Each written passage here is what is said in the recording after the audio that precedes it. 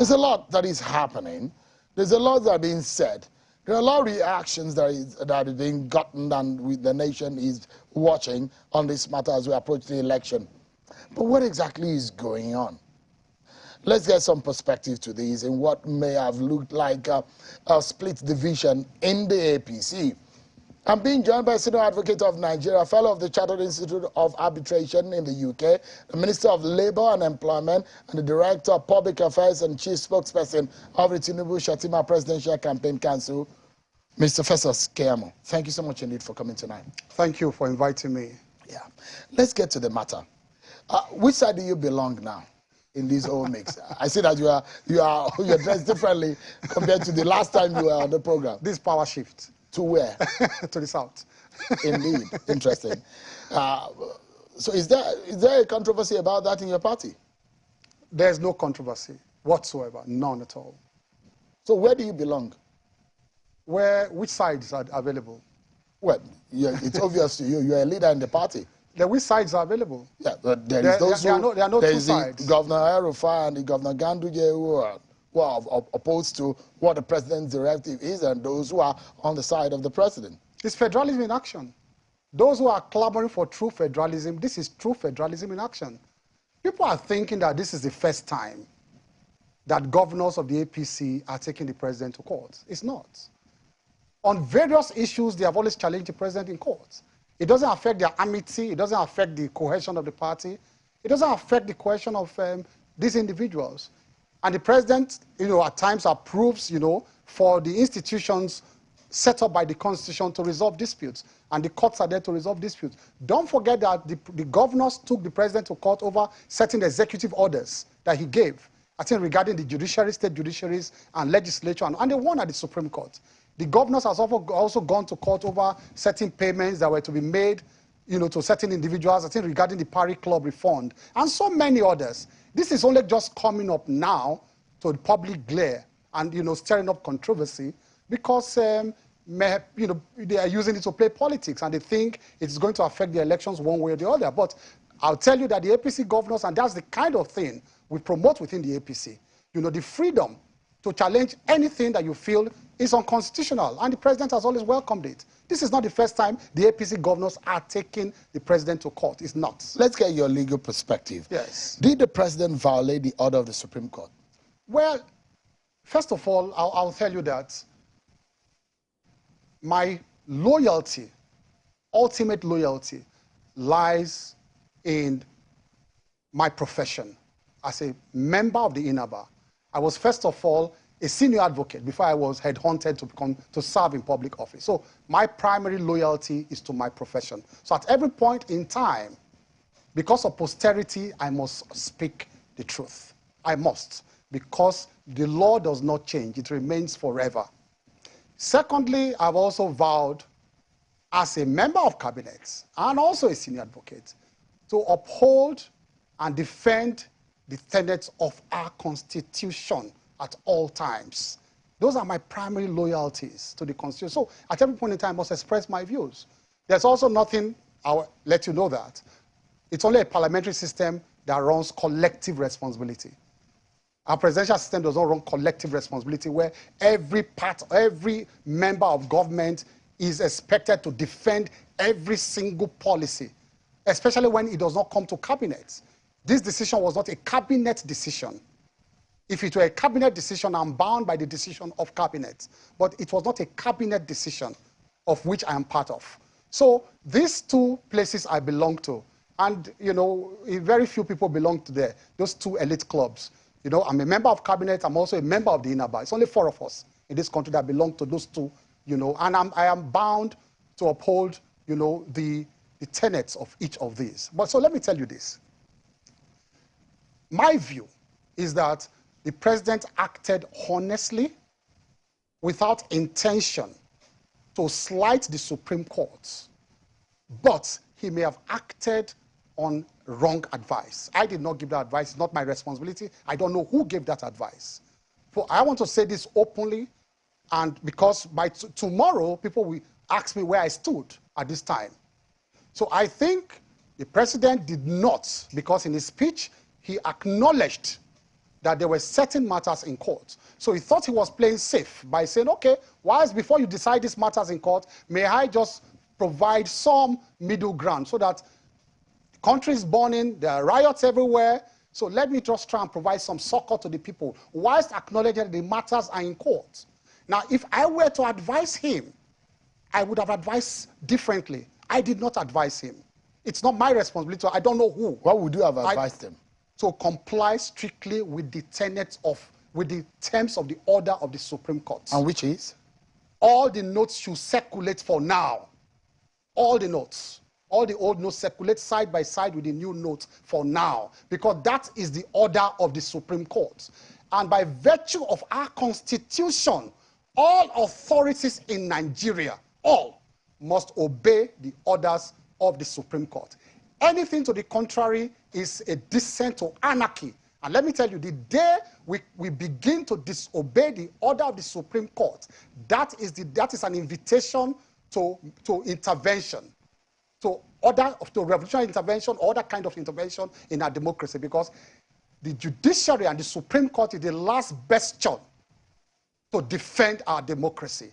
So I will not sit down here as a member of the inner bar and desecrate the Supreme Court. I've heard all kinds of arguments. Some people were here yesterday desecrating the Supreme Court, those who are supposedly lawyers. They were casting aspersions on the justices of the Supreme Court. And I want to sit down here and deprecate that in the strongest terms. People who think they are holier than thou, who think, and they say, and what did they say? They said we are angry. This is a time to say the truth. What is the truth? The truth is only your opinion. You can't come here and say you are angry at what? These are people who were part of the PDP, who were flushed out by Nigerians in 2015. So what are you angry about? That Nigerians flushed you out?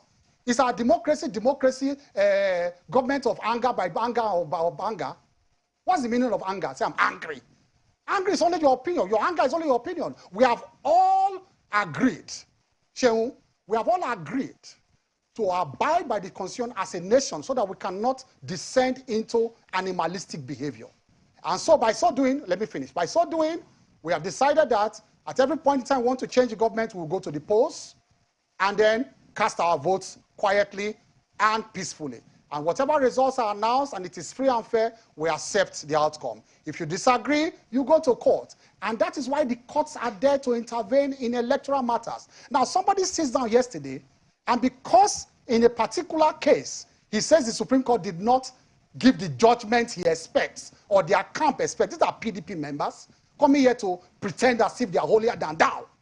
And he was bellyaching over the emo judgment of the Supreme Court. Look, Shehu, did we bellyache over the Zamfara judgment? Where we won convincingly from head to toe. I mean, from governor to the House of Assembly. And the Supreme Court dethroned everybody. We won by more than 400,000 votes in Zamfara. Did you see us bellyache? We played proper politics and Zamfara is back to APC. That's what they should do. Did you see us bellyache when Bayelsa State, that had never been under the control of opposition party, we won convincingly on the field. A debt was swearing in. The Supreme Court removed our governor, not by any fault of his, but because of certain discrepancy in his deputy. He didn't commit any offense. Did we bellyache? We took it in good faith. What happened in Rivers State? In Rivers State, the Supreme Court said up to down, nobody should contest in 2019. We never fielded a candidate. The Supreme Court disenfranchised totally all the APC members. Did we bellyache? We took it in good faith. And you come here and you abuse the Supreme Court over one emo judgment? And these are the people who want to rule Nigeria, who have no regard for rule of law in the Supreme Court, and so you are angry? Go and take your anger to the polls. Don't come here and rant. And then you come and pour invectives on one of the government. Imagine telling the public that El-Rufai he spits from two sides of the mouth. That kind of language on air yesterday. How dare we entertain such characters in Nigeria? I will not take it. Let's break it down further. So you said, the summary of your submission is that you don't think the president did the right thing in the eye of the law. For me, I think the president went on with the best of intentions. But erred on the side of law. Best of intentions. That's your position. My personal view is that perhaps he may have been misdirected along the line. So, but he went with the best of intentions. The governor of Kaduna State was making reference to the AGF. Could that be the advice come from that quarters? I have no idea at all. Okay, so, I have no idea. So but let me tell you about the governor of Kaduna State and what they have done. Like I said, it is true federalism at play. They are defending their territory. Don't forget that the governors are also under oath as the president too. What is that oath? To defend the Constitution, to obey all the laws of the land.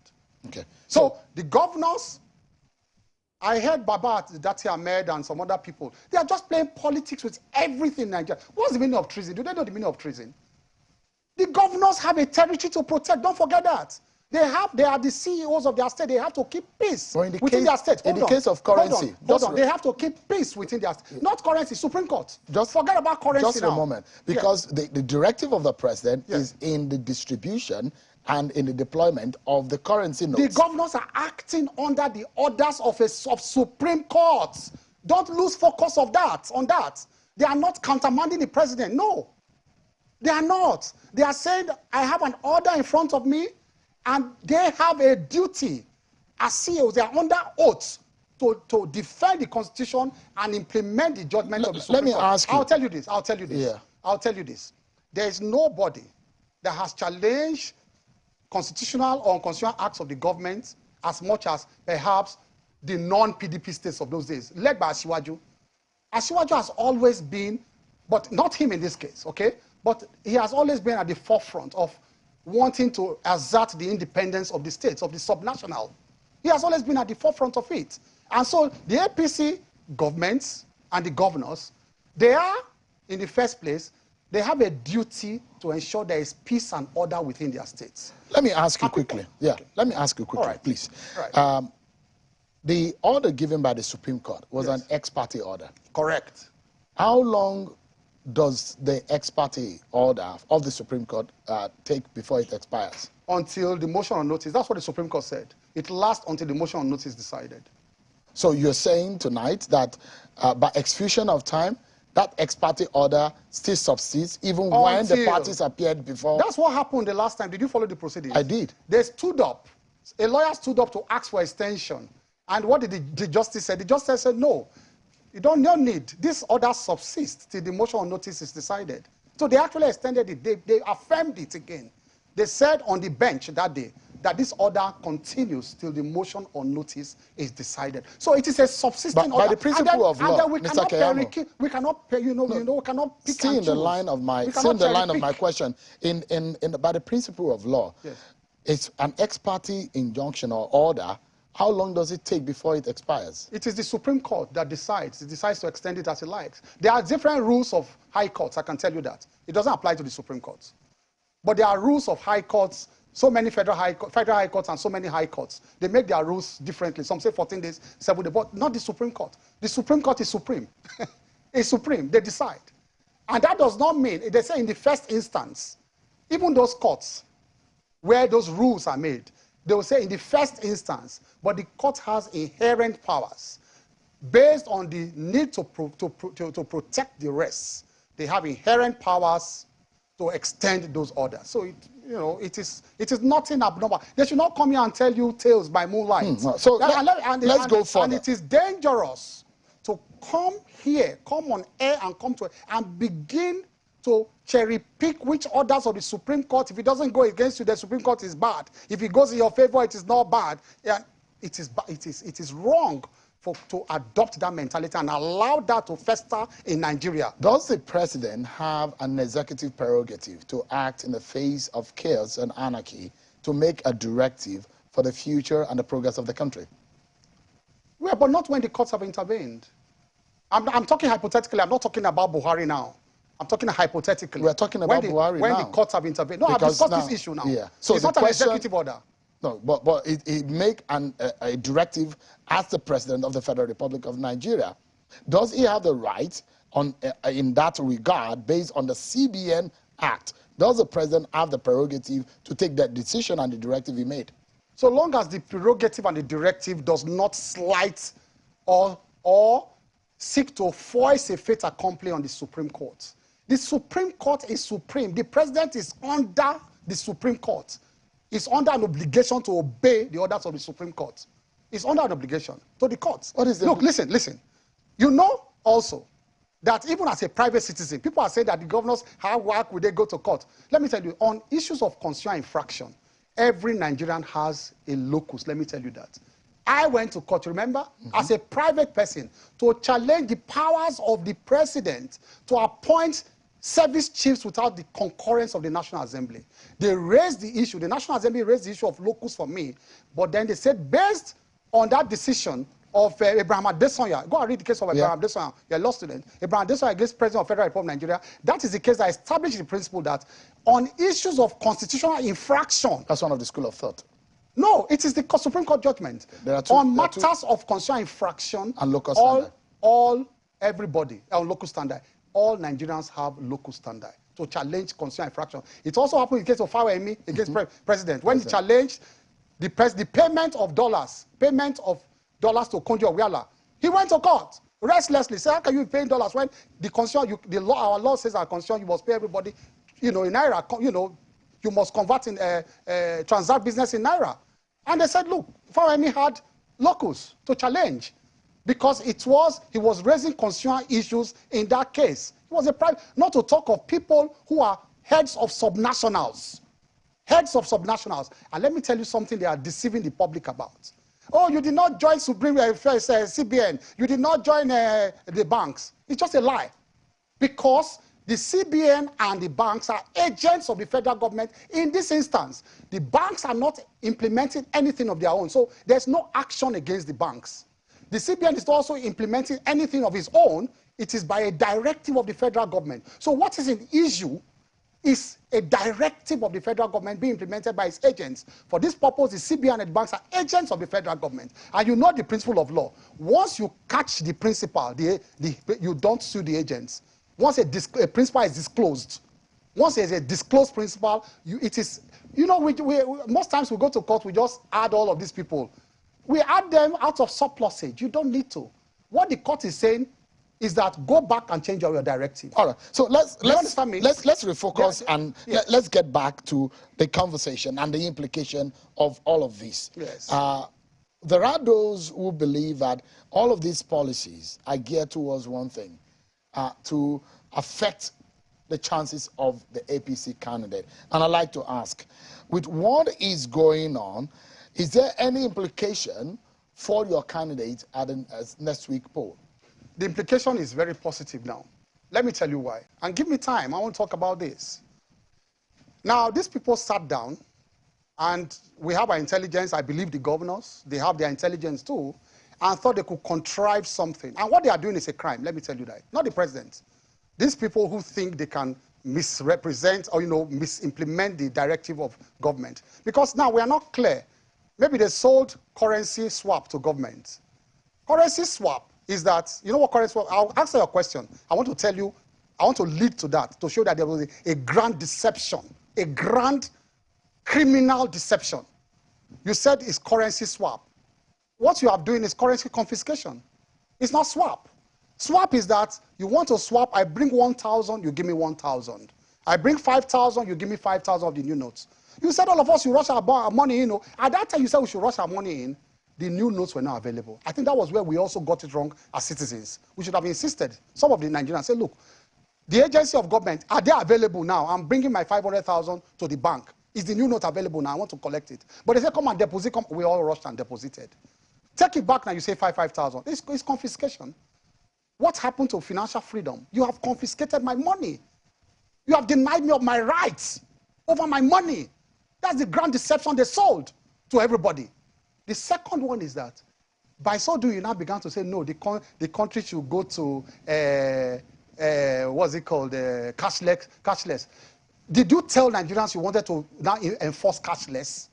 Did you tell Nigerians? And if you told Nigerians that, did you tell the banks that, look, now we want to enforce cashless. You need to expand your infrastructure because the rush now will be much. So you now give them, fintech companies and the banks, you give them a hiatus, give them some time. Say, look, I'm giving you this time to expand your infrastructure before we now migrate fully to cashless. You didn't do that. The existing infrastructure, nobody, 5-10% were doing cashless in Nigeria. I'd always been doing cashless, so these things didn't affect me so much because I'd always gone to cashless for some time, but not others, okay? So now, all of a sudden, the banks saw the rush to cashless and their infrastructure collapsed. We could not transfer money for some time. So how did they design this devilish plan? Let me tell you, I'm coming to your question now. I'm migrating to your question. And I'd like you to now, answer, these because we're due for a commercial. Just remember, yes. This is very important. We need to go on a commercial break, and we'll come back. So with me, everyone, the conversation continues. Plus, we need to ask some questions. How does this affect the Saturday election? I mean, February 25th election. What is the anger about, if there is any anger within the ranks and file of the APC? Is the APC divided? They are singing discordant tunes. We'll be hearing more when we return from this break, everyone. Join us again. Thank you so much, everyone. Let's get back to the conversation with Senior Advocate of Nigeria, Minister of State for Labor, Mr. Festus Keyamo. Thank you so much indeed for your time tonight. You were on the question that I was asked, and I asked you about the implication of this policy, because we've seen more of the reaction coming from your party and from leaders of your party. Why so? Well, I think what these people did, the conspirators, I'll call them for this purpose, is to sit down and conjure up a big behavioral experiment to rile up the people against the government and the ruling party. That was their grand plan. And in more civilized society, that is actually the treason. Because if you engage in any act, and you remember the Watergate scandal? That was also part of the Watergate scandal. And also, if you remember, what even the PDP did in 2015, by something analytical. If you remember something Cambridge Analytical. Just engage in behavioral experiment, rile up the people against government, bring out fake news, or manipulate people to vote in a particular way, manipulate them by wicked devices. That is the treason. I see people today standing and say, the governors committed treason. Do they know the definition of treason? Do they know definition of treason? They say treason. I laugh at them when they say treason. It is they themselves who are conspiring with them that are committing treason. Because let me tell you this. All of a sudden, PDP gets up from nowhere and begins to praise Buhari. I say, what a time to be alive. Oh, Buhari is an honest man. He wants to make sure. I say, wait a minute. These are people who have always told Nigerians that Buhari's integrity is fake, that Buhari is not an honest man, and blah, blah, blah. Now, you wake up one morning and you are praising Buhari because of politics, because you think in your own estimation that the policy in place is designed to curtail or to affect or to harm your opponents. Now, in that regard, they are cutting their nose to spite their faces. Let me tell you why. Because in the process of doing that, in saying that, oh, now they are begging the people. All of a sudden, they are the ones begging Nigerians, not the ruling party. They have gotten themselves into a convoluted position, a cul-de-sac. They just got themselves into a mess and scored an own goal. Now they are the ones begging Nigerians not to riot. They are the ones begging Nigerians to support government policy, opposition, to support government policy. Why? Because in their perception, I do not agree. They think that that's against Ashiwaju. The policy. So in that regard, Shehu, they would now prefer Nigerians to die, Nigerians to go naked in the banks, for banks to be burnt down, for people to die on the queue. They prefer that because they want to harm one man. They want to harm one man. In other words, no, let me finish. In other words, in the process of pursuing one rat in the house, they prefer the house to be burnt down entirely. You've not told me how this affects the chances of your candidate. But that's what I'm telling you now. Because that's what some of the leaders are saying. But that is where I'm coming to now. But please go there. So in so doing now, the people are now beginning to see that these people, especially the PDP leaders, they are wicked, they are callous, they are heartless, they are cold when it comes to the pursuit of power. They don't mind destroying the entire Nigeria. They don't mind destroying the lives of citizens so long as they come back to power. No empathy, no sympathy, nothing, no compassion for Nigerians at all. That is what I'm telling you. Are you defending? Let me finish. Hold on now. Let me finish. Because you're not quite you are disturbing my flow. I'm not disturbing your flow. I'm asking you the question. Let me tell you, sir. because I'm hitting them hard now. Allow them to hit them hard. Just please. hold on. Now, who are you defending? Now, the APC or Nigerians? So let me finish my thought. I will answer that one. Let me finish this one first. So what they are now doing, so you can now say Nigerians now saw them for who they are. So at the end of the day, Shehu, what they intended to affect Asiwaju has totally boomeranged and affected them. Let me tell you, this is God's design for Asiwaju's victory to be legitimate, to be internationally accepted, because now everybody knows that Asiwaju has no official backup, no government support. He's relying basically on the strength and power of Nigerians, of the masses to vote him in. Now everybody has acknowledged it, because even PDP, they are laughing at him. Oh, the government is not supporting you here and there. You know, so now I think this is designed to give Asiwaju the most legitimate victory we have had in this country since 1960. I'm coming to your question. You need to, because you don't have all the time in the world, and this is broadcast time, and it's very expensive. Yes. Let me ask you, how do you react to the allegations by political party opponents who say many governors have stashed away old notes in their billions and are therefore badly affected by this policy? This is just the lie from the pit of hell. Nobody has touched any notes, and nobody wants to buy votes. Why are you so sure? sure? Let me tell you now why. Nobody wants to buy votes. How many votes are you going to buy? And it is just a lie. Let me tell you, the last 3 elections where they used beavers, APC won 1, lost 2. PDP won 1, lost 2. ABGA won 1, lost 2. As a ruling party, why didn't we win all when we bought votes? As a ruling party, why didn't PDP win all 2? It's just a lie. What they do, if you did philosophy 101 in school, that's what they call the fallacy of hasty generalization. That is the fallacy they commit. Sometimes you see in 1 or 2 polling units, people are attempting to give people money here and there, and then they use it to now blow it up and say, oh, everybody bought votes during the election. How many votes can you really buy off? Maybe 40 million Nigerians that will come. Is that the reason why you think it is just a lie? Let me tell you why. That nobody is touching Let me tell you why. But I'll give you an example. I'm assuming without conceding that you gave 3 months that you want to change currency. Okay? And I have so much money. You think I'll be stupid enough to keep the cash, not to go and deposit it in various accounts? You think I'll be stupid enough not to go and buy foreign currency to keep? You think I'll be stupid enough not to dispose of that cash and wait till the last day and begin problem?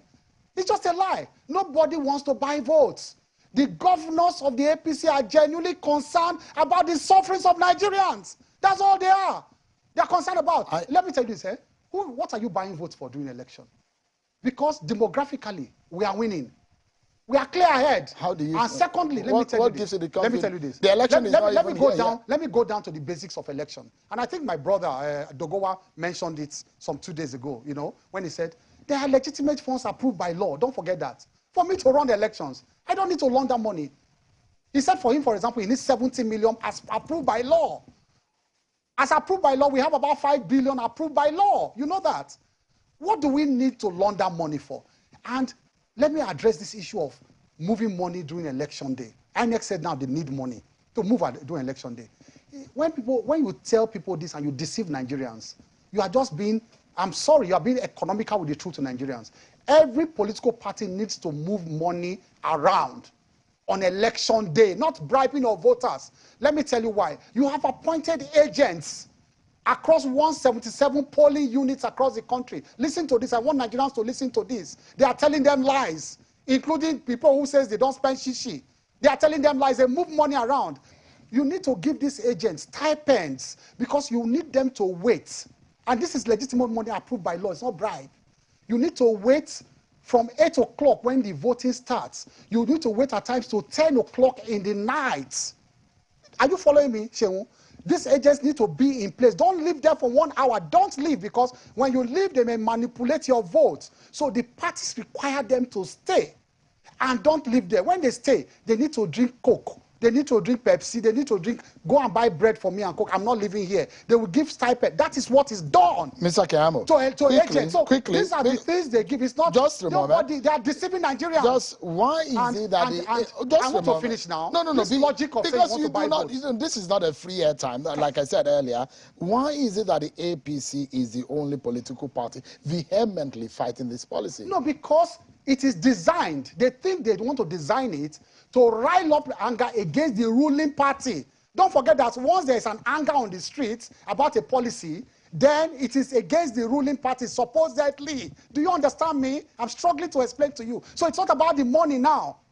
It's about an experiment in behavioral pattern of Nigerians that, look, once we gaslight them, once we push, we make sure they say, they think, what are they doing? That the Nigerians are suffering. It's the APC. It's the APC. Now, look at it now. It has turned around against them. Let me finish now. Let me just make this point. It has turned around against them now. Why? Because Nigerians know that Asiwaju, as a person, and is entitled to do so, does not support this policy. And he has done so respectfully. He has brought out his own 6-point agenda. You know that? You read it.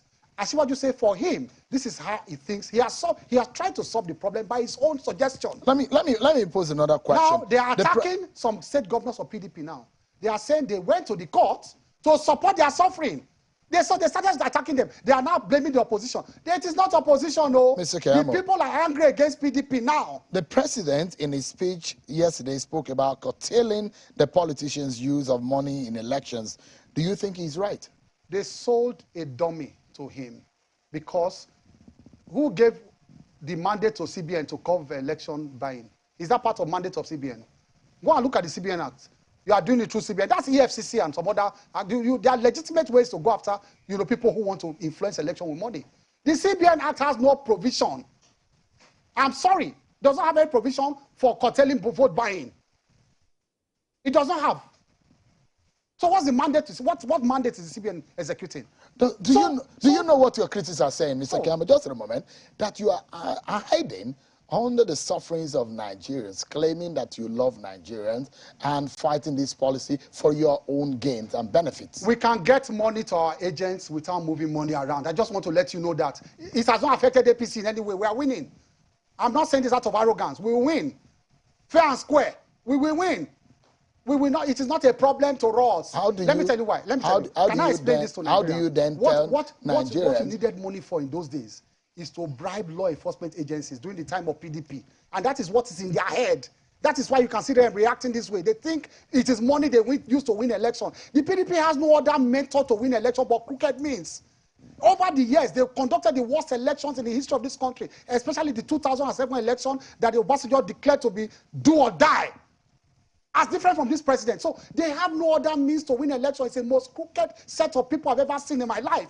So what they are doing now, they normally compromise security agents, the police, the soldiers, and all that. Why? Because you have to give them money when they are carrying the results from polling unit to the World Collation Center. They swap it, they beat up people, you give them money. It is no longer possible. So we don't need money, that kind of money to bribe. The role of agents, security agents, have been minimized and almost non-existent in elections. So from unit, tell us, direct Mr. Keyamo, just calm down, please.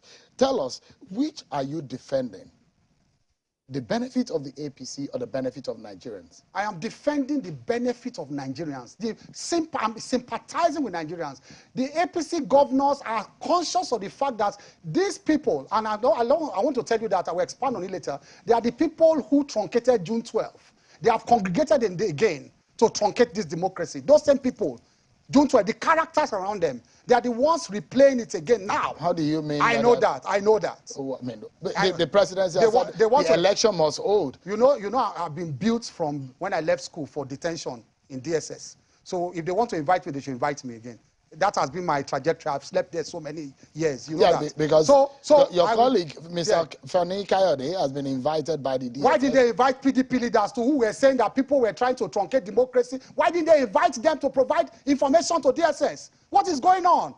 The PDP has said so many times that they know those who are burning INEC stations. Don't you remember that the people are burning INEC stations? They are is that not a threat to national security? They say they have information. Why didn't you invite the PDP leaders? I issued a statement that time calling for the arrest of PDP leaders.